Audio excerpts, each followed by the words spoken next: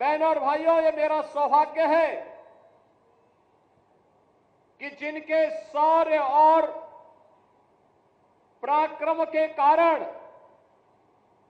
आज हम सब स्वतंत्रता का उपभोग कर पा रहे हैं, अपने विकास की योजनाओं को आगे बढ़ा पा रहे हैं, उन महान स्वतंत्रता संग्राम सेनानियों का स्मरण इस प्रकार के विजय उत्सव के माध्यम से हमें करने का सौभाग्य प्राप्त हो रहा है। बहनों और भाइयों, इस अवसर पर हम लोग हरदोई के अंदर आए हैं।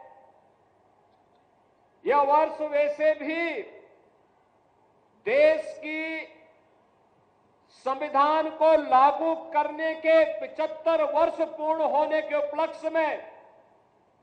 पूरा देश एक ओर अमृत महोत्सव के कार्यक्रम के साथ आगे बढ़ रहा है, तो वहीं देश के संविधान को लेकर के बाबा साहब डॉक्टर भीमराव अंबेडकर के द्वारा जिस कार्य योजना के साथ देश के संविधान का निर्माण किया गया था, और संविधान के प्रति सर्वोच्च सम्मान व्यक्त करते हुए एक भारत श्रेष्ठ भारत के निर्माण के इस कार्यक्रम के साथ जुड़ने का सौभाग्य हम सबको प्राप्त हो रहा है। बहनों और भाइयों, दुनिया के अंदर अगर आज भारत सबसे बड़ा लोकतंत्र है तो भारत के संविधान के कारण, बाबा साहब डॉक्टर भीमराव अंबेडकर के द्वारा दिए गए संविधान के कारण उत्तर से लेकर दक्षिण तक, पूरब से पश्चिम तक 140 करोड़ का भारतीय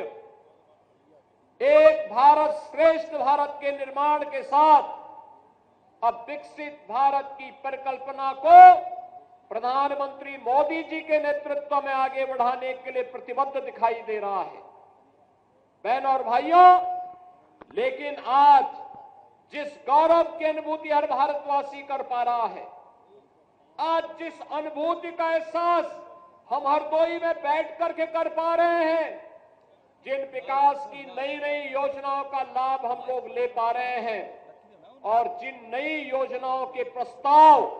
हम अपने माननीय जनप्रतिनिधियों के माध्यम से शासन तक पहुंचा रहे हैं,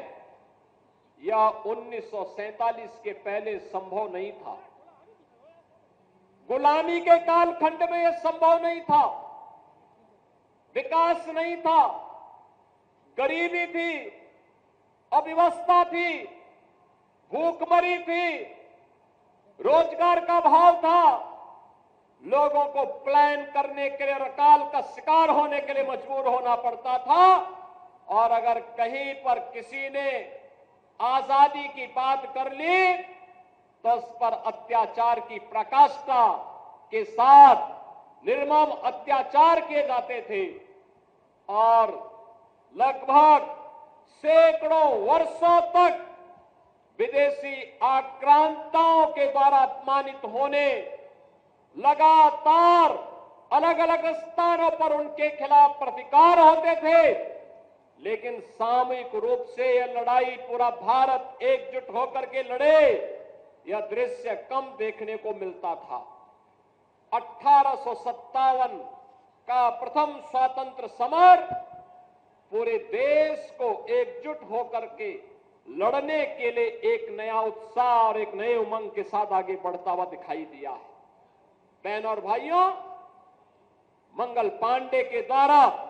बैरकपुर में किए गए शुरू किया गया अभियान कहीं मेरठ के अंदर, कहीं झांसी के अंदर, कहीं बिठूर के अंदर, कहीं बलिया और गोरखपुर के अंदर, कहीं लखनऊ के अंदर, और कहीं पे राजा नरपत सिंह के नेतृत्व में हरदोई के अंदर यह अभियान आगे बढ़ा। याद करिए क्या जज्बा था। जिससे पूछो, जहां पूछो, मंगल पांडे से जब पूछा गया था कि आखिर तुम तो ब्रिटिश सेना के हिस्से हो, आजादी की बात करते हो। उन्होंने कहा रखो अपनी नौकरी, मेरा देश स्वतंत्र होना चाहिए, भारत माता की आन मान और शान की रक्षा होनी चाहिए। रानी लक्ष्मीबाई से पूछा गया, रानी लक्ष्मीबाई से कहा गया कि केवल एक बार कह लो ना कि हम तो विदेशी हुकूमत के साथ मिलकर के काम करने को तैयार हैं, उनकी झांसी सुरक्षित रह जाएगी। उन्होंने कहा नहीं, झांसी भी सुरक्षित रहेगी और भारत स्वतंत्र होकर के रहेगा, हरगिज अपनी झांसी नहीं दूंगी। और इसीलिए तो हर भारतीय के मुंह से निकल पड़ा, खूब लड़ी मर्दानी वो तो झांसी वाली रानी थी। बिठूर में नाना राव पेशवा के नेतृत्व में 1857 के प्रथम स्वातंत्र समर की जो रणनीति बनी थी, उस रणनीति का बिगुल फूंकने के लिए हरदोई के अंदर राजा नरपत सिंह उस लड़ाई को लेकर के यहां कार्य कर रहे थे। और आज हम जिस स्थान पर हैं, ये उनका दुर्ग कहलाता था, ये उनका किला था। स्वाभाविक रूप से जब आजादी की जज्बे को देख करके जो लोग भाग रहे थे, उनको कैसे अच्छा लगता, कैसे अच्छा लगता।